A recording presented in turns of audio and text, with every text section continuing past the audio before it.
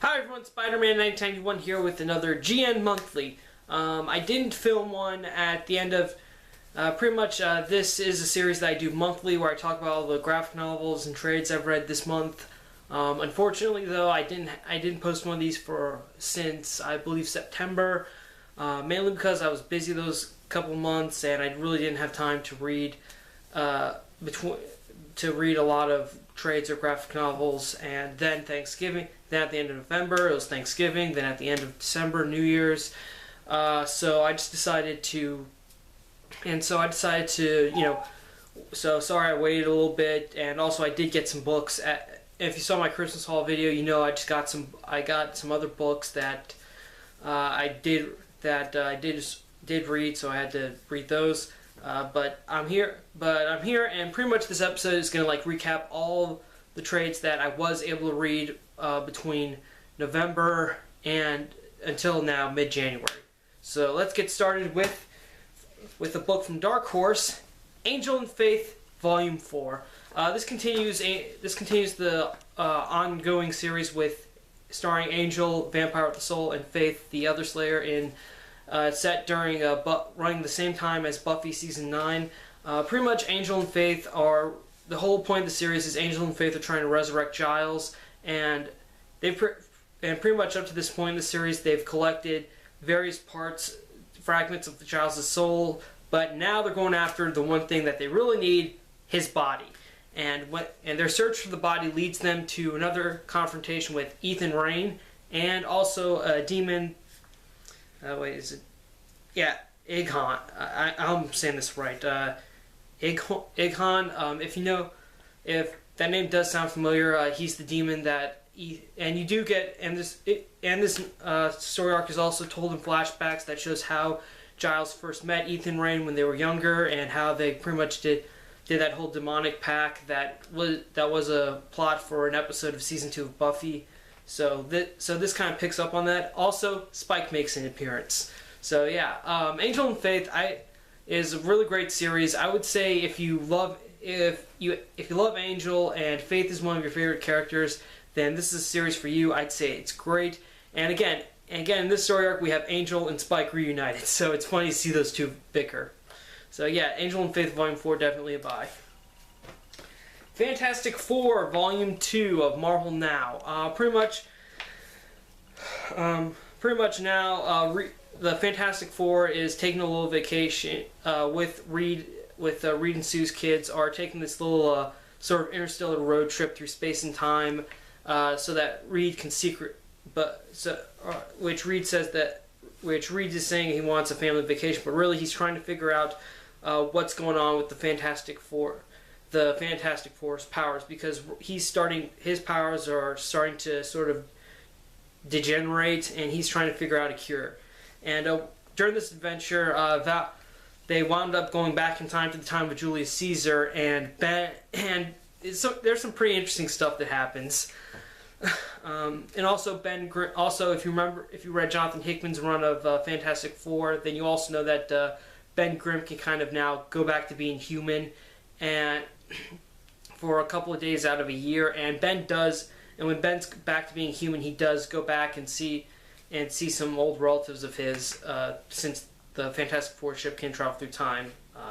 But yeah, Matt Fraction does an interesting job on this story, on this series. I mean, Fantastic Four to me aren't really I don't really think of the Fantastic Four as superheroes, pretty much. I mean, don't get me wrong, they do save the world, they stop bad guys like Doctor Doom, Galactus, and Nihilus, but I always see them more as scientists or cosmic adventurers. They do, while true, they do save the world, but mainly though, I think they rather focus on exploring the cosmos and trying to figure out secrets of the universe, that sort of stuff. So I think, and this whole this whole trip through space and time does sort of capture that feeling, and that's why I like this series, and I would definitely recommend it to people. Alright, next up from Marvel, The Immortal Iron Fist, the complete collection, Volume 1. This pretty much collects Matt Fraction and Ed Brubaker's run on Iron Fist when they first started this, when they gave Iron Fist his own series during around the time of the Civil War. Pretty much in this issue, Danny Rand, pretty much with this, there's two story arcs collected here. One is where Danny Rand meets his predecessor, Orson Randall's, and when I say predecessor, another Iron Fist. And he learns that there's been other Iron Fists over the various centuries, and also Orson knew his dad, so Danny winding up in Kunlun wasn't really an accident as much as he thought. And the second story arc in this is when Danny Rand is called back to Kunlun because he has to compete in this tournament where there's other hidden martial arts cities with their own warriors that act as sort of immortal weapons, and Danny has to enter this tournament. Because it's a tradition for them, and also Danny's still trying to stop these bad guys on Earth at the same time. And also Luke Cage and Misty Knight do make some appearances in the series. And also in the end, though, Danny does start to learn from this whole book of Iron Fists that's sort of a collection of different Iron Fist stories over the centuries. And at the end he learns that every single Iron Fist has died, or in the case of Orson, disappeared at age 33. And just as he gets this realization, his friends come in to celebrate his 33rd birthday. Yeah, and that's where the series ends. I don't really know if I'm gonna get the rest of this series, because I heard that this collects the first 16 issues as well as the first annual and a couple of specials, including the one. And like I said, the series did start around Civil War, so we do have a one shot where Danny Rand did impersonate about when Danny Rand impersonated Daredevil during the Civil War.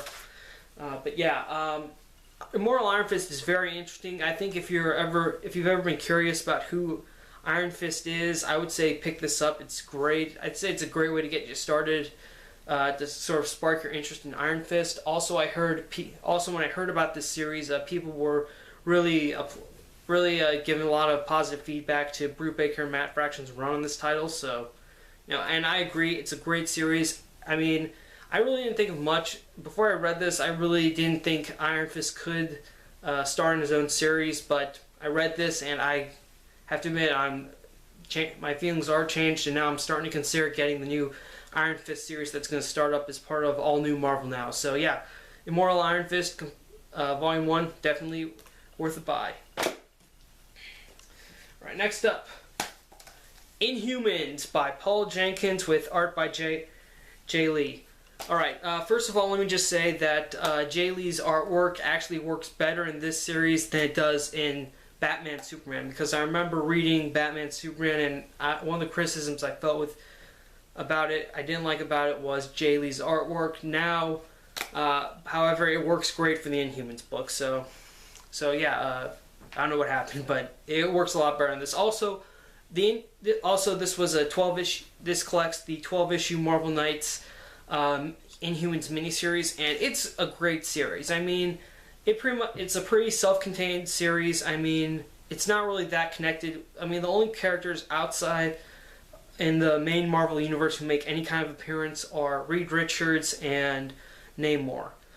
Pretty much, it's a great series that describes what life is like in Adelan. Also how the rest of the world does feel about the Inhumans, because at the time of this series, they're apparently set up on some island where Atlantis used to be, and apparently that's caused a lot of friction with the UN. Some countries have sent in some soldiers, and Black Bolt's, and of course, however, Alan's defended themselves, but apparently some of the soldiers made a deal with Maximus the Mad, Black Bolt's brother. But overall, I would say, but really, this series is just about the Inhumans. That's it. It's not just about that whole them being invaded stuff, but it also describes what life is like for the Inhumans, because we get an issue, because one part of the series is devoted to showing us how Inhumans get their powers, and the whole ritual with the Terrigenian mists that when Inhuman children come of age, they have to go through this this sort of ritual that gives them their superpowers. So yeah, I'd say, and with Inhumanity, and I have to say though, with Inhumanity starting, this series could not come at a better time. If you are interested in, if you've read Inhumanity and the Inhumanity one shot, you like it, you're interested in the Inhumans, I would definitely recommend you pick this up because it is very amazing. All right, now it's time for DC, starting with Green Arrow, Volume 1, Hunter's Moon.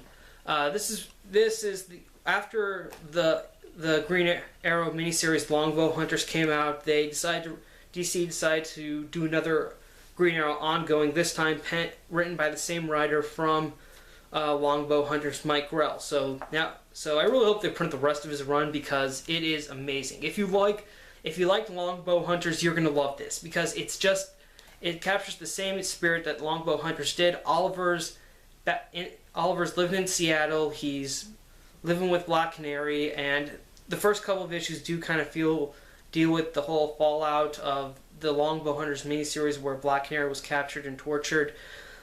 Deals with that. Also, Oliver's not really being a superhero, and well, I mean, he is going out there and fighting crime and stuff, but it's not any supervillains trying to rob banks or take over the world. It's just mostly modern, realistic stuff like mostly gang wars and serial killers, that sort of stuff. And it's a lot, and this is definitely a really realistic portrayal of Green Arrow. I would definitely recommend this because it is a lot like Arrow the TV series, where we don't have these big supervillains. We mostly have Oliver. This series pretty much reimagined Green Arrow as a street hero rather than a big time superhero, and mostly he's not even called Green Arrow. He's mostly referred to either as the Vigilante for most of the series. Yeah, I mean, Mike Grell's run so far. After I read Longbow Hunters, I looked up Mike Grell, and it said he did write a number of issues of Green Arrow before leaving the title. And when I heard they were making this, and since it says Volume 1, I really hope they print out the rest of Mike Grell's run in trade form because I would buy those because this series is amazing. Because seriously, I really think Green Arrow does work better as a street level hero, and this series does capture the best of that. He's not fighting any big time supervillains. He's dealing with actual crime, such as, like I said, gang violence, serial killers, etc. And it's not your traditional superhero story. It is more realistic, and that's why I think it works well with Green Arrow. So yeah, this is definitely a buy. Alright, next up, Batman Incorporated Volume 2. This is the second volume of the New 52 series for Batman Incorporated, and this is the volume where Damian Wayne dies, and this is also the conclusion to Grant Morrison's run on Batman. This is it. If you love Grant Morrison writing Batman, then you want to pick this up because this is how it all ends. Also, the death of Damian Wayne was, I think, one of the biggest moments of one of the biggest moments for comic books in 2013. That was one of the most memorable moments, and Damian did not go out it wasn't a cheat. I don't think it was a cheat. I really don't think Damian's death was cheesy or something editorial wanted, but it was just something that I think was Damian went out fighting like a real hero, and I think it was a good death. And this is where, and I did read a number of Batman issues that dealt with the fallout of Damian's death, but not the immediate stuff. If you want to know what Batman's reaction is immediately following the death of Damian, you're going to want to read this, because it's just right after Damian dies, he just goes, that's it, I'm going after Talia, and he injects himself with the Man-Bat serum. He gets the Suit of Sorrows back from Azrael and wears that to go deal with Talia, and it's very amazing. And it is, you can honestly tell the way Batman's reaction is this, that he loved Damian a lot, and when he died, he just couldn't stand it.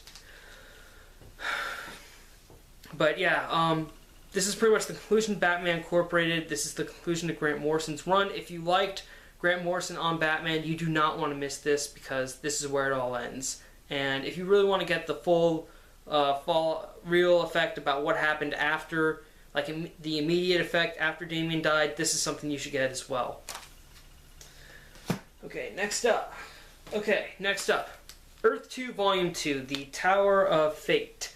This is the story arc that reintroduced Dr. Fate in the New 52. We also also it introduced Wotan again. And pretty much for most of the series, the Flash does meet Dr. Fate, and he helps him fight Wotan. Then they're joined by Green Lantern, and at the end they're kind of going, okay, we have to.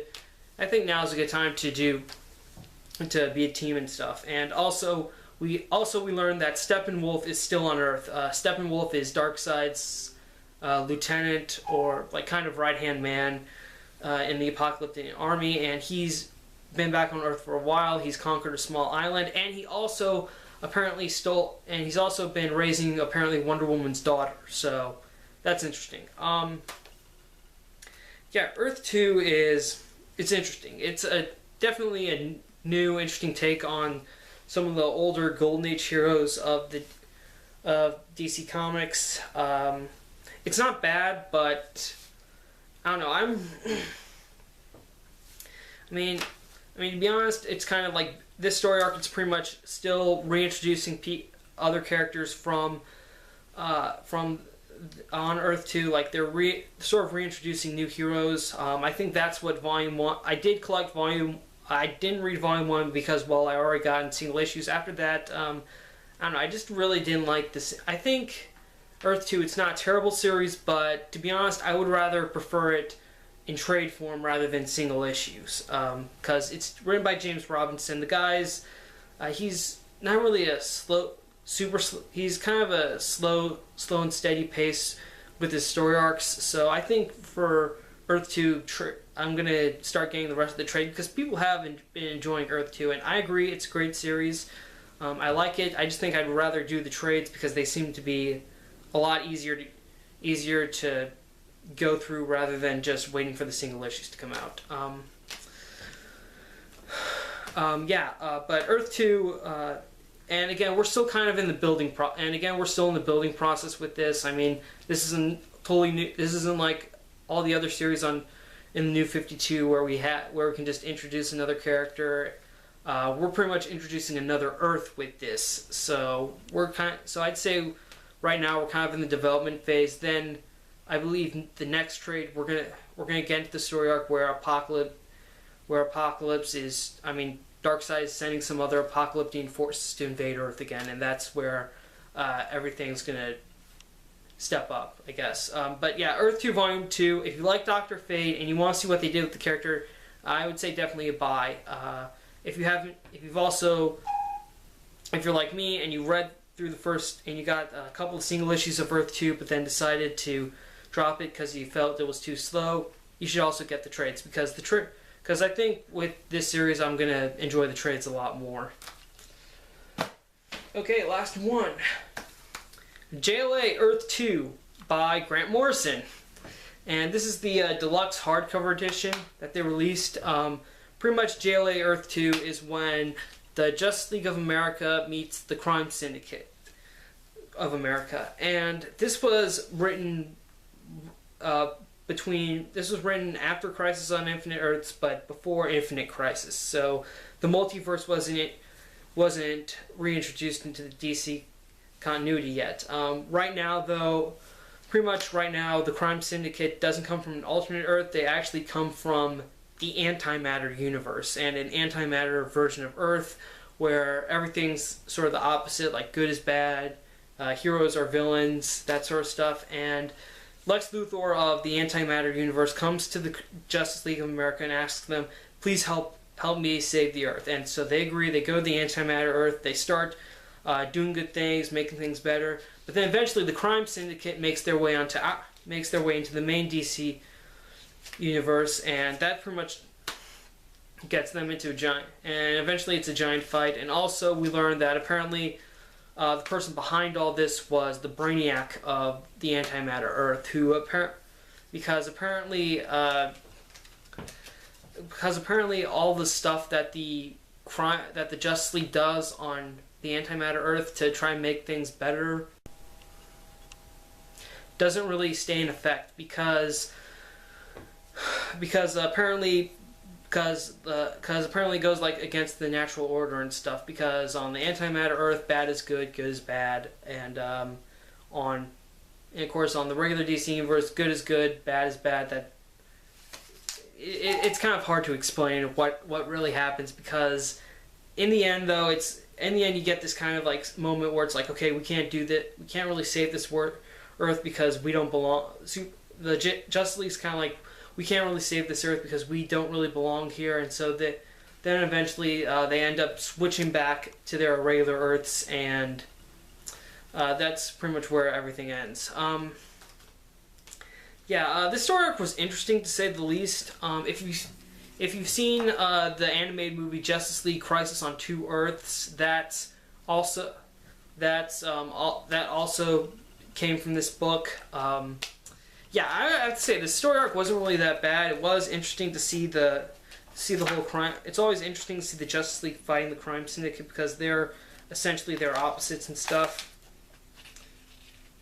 But pretty much nothing the Justice League did on Earth, on the Antimatter Earth, could really stay in effect because it's against that Earth's nature in a way. And when I said this was all a scheme of Brainiac, it was mainly because Brainiac wanted to destroy the Earth, and he did that by introducing the unknown element, the Justice League, and eventually though they did sort everything out and everything got back to normal. But yeah, it's Grant Morrison, so kind of at the end and it was interesting seeing and again on the Antimatter Earth, that version of Thomas Wayne is alive, so that was something good for Batman. But yeah, towards the end things kind of got a little. I was kind of like, wait, what's going on exactly? But overall, it was a good story. I would say if you're enjoying Forever Evil right now, which is also involving the crime syndicate, then you should at least check out Justice League Earth 2, because it is a very interesting read, and again, it involves the crime syndicate. So yeah, that's pretty much it. So yeah, that's it for me. Some of these books you did see on my Christmas haul video. Again, thank you for watching. Thank you for subscribing to my channel. I'm sorry this GN Monthly took too long to come out, but I hope you liked it. I hope you enjoy. I hope I got some people any ideas to add to their reading list. Thanks again for subscribing to my channel. Thanks for watching. Spider-Man 1991 saying, see you later.